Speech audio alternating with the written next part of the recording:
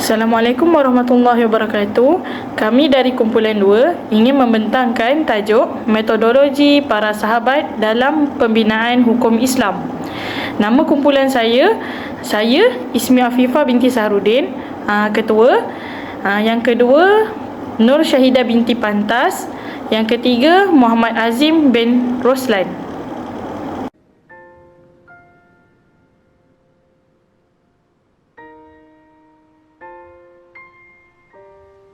Assalamualaikum warahmatullahi wabarakatuh. Saya Muhammad Azim bin Roslan akan membentangkan tentang objektif kajian yang telah dilakukan untuk tajuk yang telah diberikan kepada kumpulan kami.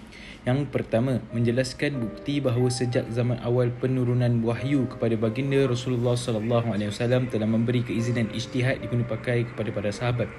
Yang kedua, mengkaji dua tokoh sahabat iaitu Saidina Umar ibn al-Khattab dan Muaz bin Jabal dalam penerapan metodologi pembinaan hukum Islam. Dan yang terakhir, penghuraian artikel tentang pandangan Syiah terhadap sahabat Rasulullah sallallahu alaihi wasallam.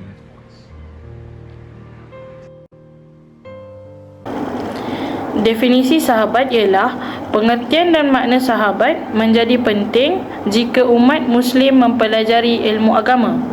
Sedikit ilmu yang disebarkan Rasulullah disaksikan secara langsung oleh para sahabat. Dari sahabat-sahabat Nabi jugalah khazanah hadis dan sunnah dapat terkumpul dengan baik.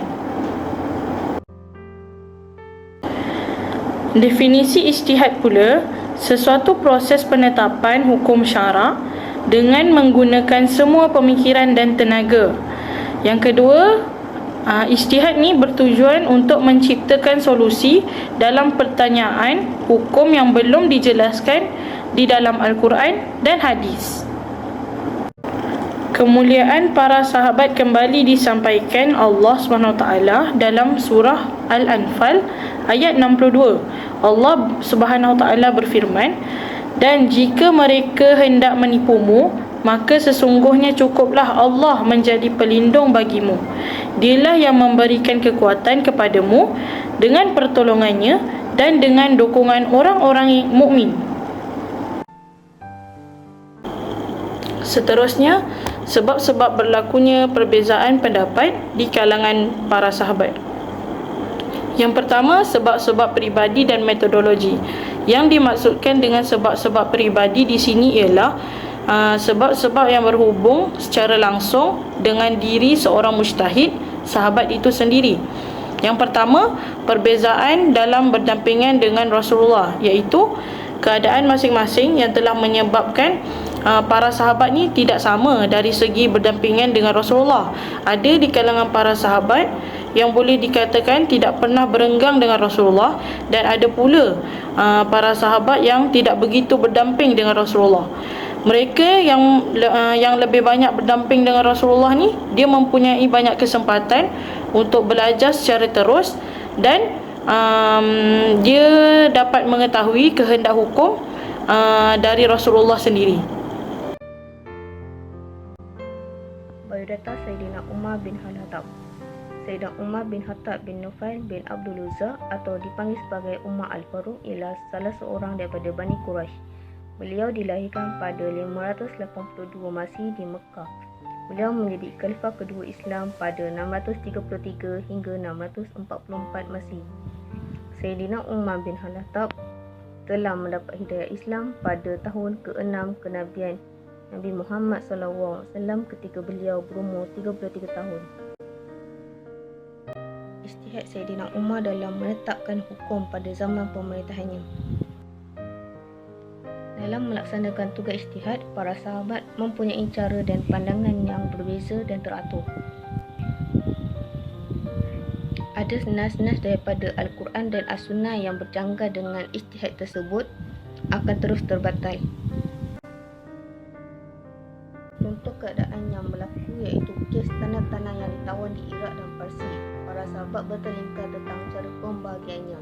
Sebagai seorang khalifah, Saidina Umar tidak berpendapat bahawa tanah-tanah tersebut termasuk dalam kaedah pembahagian humus seperti dijelaskan dalam firman Allah SWT dalam surah Al-Anfal ayat 41 yang bermaksud, "Taklah kamu mengetahui bahawa segala apa saja yang kamu peroleh sebagai ghanimah, iaitu harta rampasan perang, maka humusnya ialah 1/5, iaitu untuk Allah, Rasul, kaum kerabat, anak-anak yatim dan orang musafir. Okey, di sini kita akan bercerita sedikit tentang latar belakang Muaz bin Jabal. Siapakah Muaz bin Jabal? Nama dan silsilah keturunan. Nama beliau ialah Muaz bin Jabal bin Amru bin Aus bin Ais bin Adi bin Ka'ab bin Amru bin Adi bin Sa'ad bin Ali bin Asad bin Sardah bin Tazid bin Jushum bin Hazar al-Ansuri al-Hazraj. Beliau juga digelar Abu Abdul Rahman kerana kebijaksanaan yang dimiliki beliau.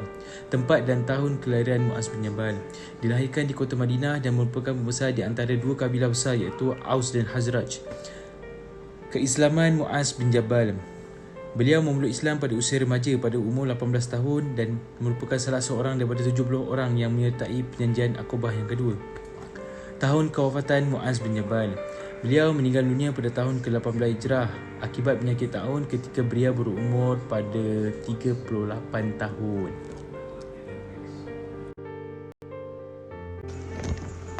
Okey, kita pergi kepada ciri-ciri kelebihan Muaz bin Jabal radhiyallahu anhu yang digemari serta dipuji Rasulullah sallallahu alaihi wasallam sehingga dilantik menjadi sumber rujukan dalam penetapan hukum syariat Islam.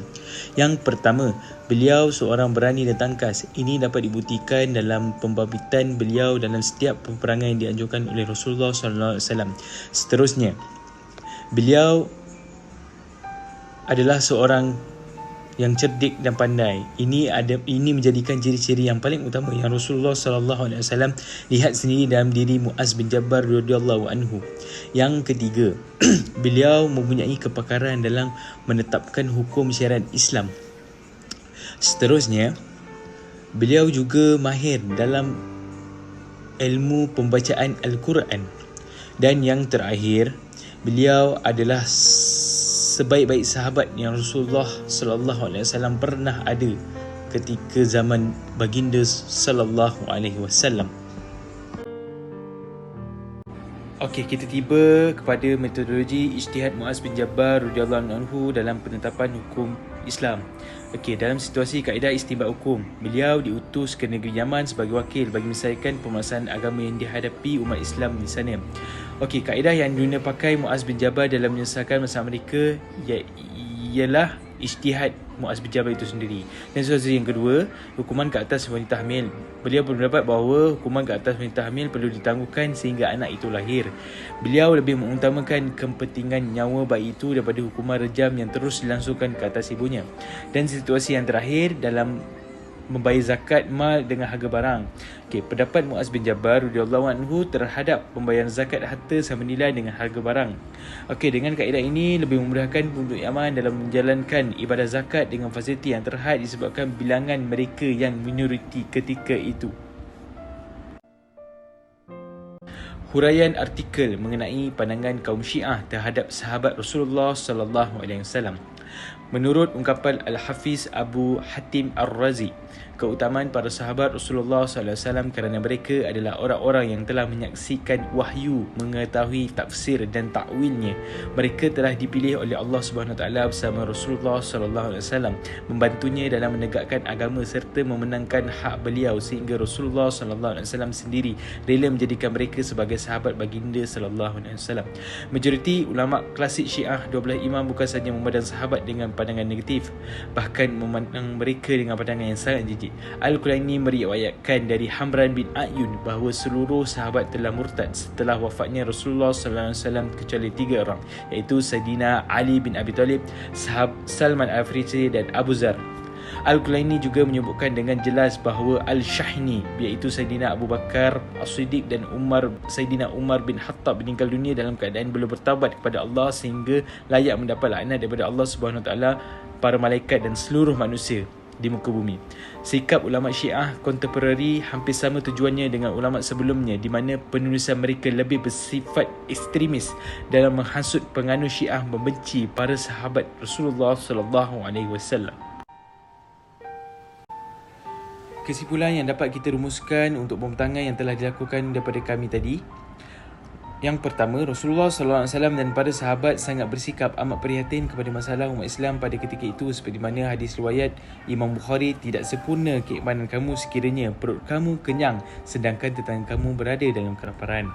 Yang seterusnya, peringatan daripada Rasulullah SAW supaya kita tidak sekadar menurut tuntutan ibadah, malah mengingatkan bahawa antara bukti keimanan seseorang adalah dengan memiliki sifat keprihatinan terhadap kumpulan orang di sekeliling kita. Yang terakhir, perumpamaan Rasulullah SAW terhadap umat Islam sebagai satu jasad, sebagaimana Rasulullah SAW bersabda yang bermaksud, perumpamaan kaum mukminin dalam berkasih sayang dan persaudaraan sesama mereka adalah seperti satu jasad, dan jika hilangnya salah satu anggota badan, maka seluruh anggota badan akan merasa kesakitan. Sekian saja daripada kami, kumpulan 2. Jika ada rezeki, kita dapat berjumpa lagi. Wabillahi taufiq wal hidayah. Wassalamualaikum warahmatullahi wabarakatuh.